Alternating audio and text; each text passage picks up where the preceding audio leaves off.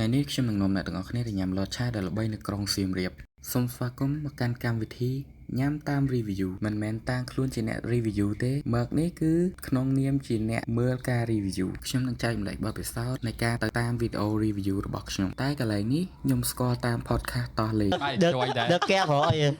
ទៅដល់កន្លែងលតឆាហ្នឹងម៉ែអាសូរកន្លែងលតឆាគេមនុស្សតិចម៉ែសំលឺ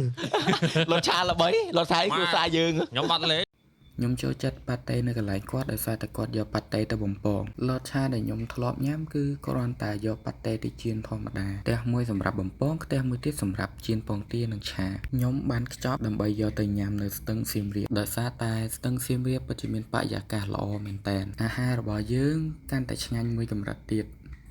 នៅពេលដែលបើកប្រអប់មកពិតជាទំនើងណាស់អ្នកទាំងអស់គ្នានៅក្នុងនោះរួមមានពងទា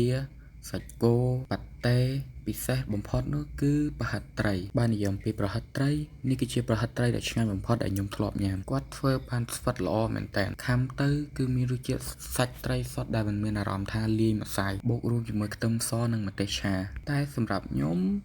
ការខ្ចប់ខ្ទឹមសនិងម្ទេសឆាដែលគាត់ខ្ចប់ឲ្យរៀងតិចពេកបើបានច្រើនជាងនេះកាន់ជាទីគប់ចិត្តប៉ុន្តែបើមានឱកាសទៅសៀមរាបលើកក្រោយខ្ញុំនឹងទៅទៀតពងទាមាន់ញ៉ាំហើយ